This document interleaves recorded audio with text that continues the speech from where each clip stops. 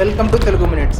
ఇండియాలో ముఖేష్ అంబానీని మించిన business man ఇంకొకరు లేరు. ఆయన ఏ వ్యాపారం మొదలుపెట్టినా దాన్ని తిరగరాస్తారు. ఆయన ఆలోచనలు అద్భుతం. 2016లో టెలికమ్యూనికేషన్ ఇండస్ట్రీలోకి ఎంట్రీ ఇచ్చారు and all time record 1,19,791 crores revenue generate చేశారు. వోడాఫోన్ అండ్ ఐడియా మెర్జ్ అయినా కానీ సర్వైవ్ అవ్వడం చాలా కష్టంగా ఉంది. ఇప్పుడు Ambani Indian soft drinks market లోకి ఎంట్రీ ఇవ్వబోతున్నాడు. క్యాంపాకోలాని తిరిగి తీసుకొస్తున్నాడు. 2022లో అంబానీ కేవలం 22 crores కి క్యాంపాకోలా కంపెనీని కొన్నాడు. 2023 మార్చ్ లో 3 flavours Campa Cola, Campa orange, Campa lemon ఈ 3 ఫ్లేవర్స్ ని తెలంగాణ అండ్ ఆంధ్రప్రదేశ్ లో లాంచ్ చేసింది. ఇక్కడ పెద్ద క్వశ్చన్ ఏంటంటే భారీ లాభాలు కోరుకునే అంబానీ ఈ 10 రూపీస్ కూల్ డ్రింక్స్ మార్కెట్ లోకి ఎందుకు వచ్చాడు?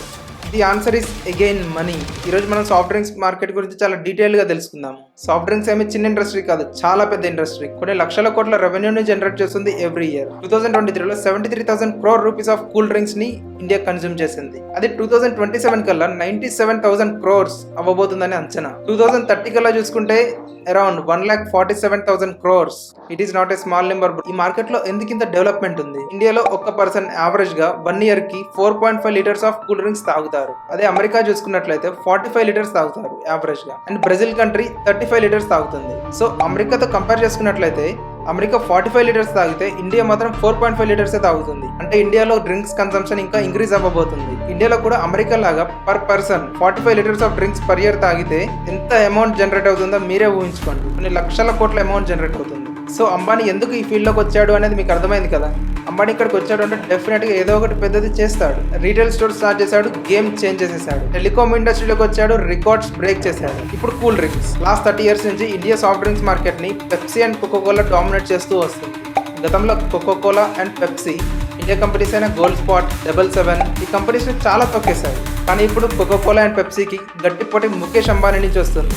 ఇండియాలోని అతిపెద్ద బిజినెస్ మ్యాన్ ఏదైనా ప్రమోట్ చేస్తే మార్కెట్లో చేంజెస్ రావడం పక్కా. దానికి best example IPL. Campa Cola 200 crores పెట్టి ప్రెజెంటింగ్ స్పాన్సర్షిప్ ని కొనుగోలు చేసింది. అంటే మనం చూసే మ్యాచెస్ లో ఎవ్రీ 4 or 6 అప్పుడు మనకు ఒక క్యాంపాకోలాని చూపించడం జరుగుతుంది. ముఖేష్ అంబానీకి తెలుసు పెద్ద పెద్ద కంపెనీలైన కోకోకోలా అండ్ పెప్సీతో అతను కాంపిటీషన్ కి దిగుతున్నాడు. ఆ కంపెనీస్ కి బలం డిస్ట్రిబ్యూషన్ షిప్. 2023 నాటికి కోకోకోలాకి 2.5 million outlets, 1,200 distributors, 1 million coolers ఉన్నాయి. అదే పెప్సీకి చూసుకున్నట్లయితే 1,100 డిస్ట్రిబ్యూషన్ షిప్స్, 9 lakh కూలర్స్ ఉన్నాయి. ఈ రెండు కంపెనీలు కలిపి every year 73,000 crores revenue generate చేస్తున్నాయి. మరి అంబానీ ఈ పెద్ద కంపెనీస్ ని ఎలా బీట్ చేస్తాడు? అంబానీకి తన రీటైల్ స్టోర్స్ పైన చాలా నమ్మకం ఉంది. దాదాపు 19,000 స్టోర్స్ ఉన్నాయి అంబానీకి.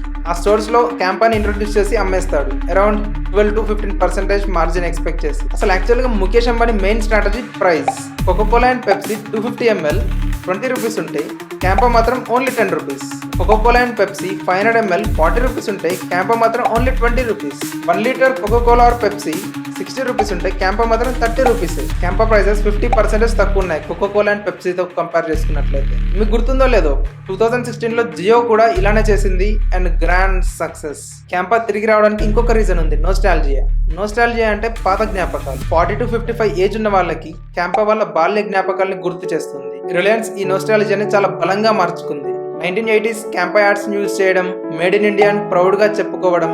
2024లో దాదాపు 20% సేల్స్ నోస్టాలజియా వల్లనే అయ్యాయి, పాత జ్ఞాపకాల వల్ల.